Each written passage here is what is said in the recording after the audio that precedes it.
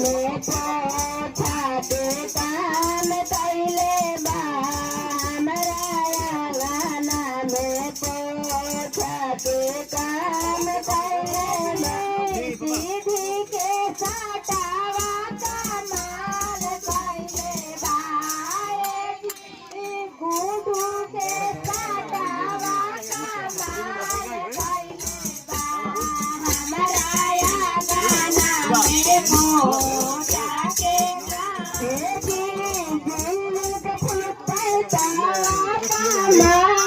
कैले बा प्रसिद्ध पेटा माथिया कमाल कैले बा हमरा गाना में पोछे खातिर काम कैले बा बरोला के साटावा कमाल कैले बा समाधि के साटा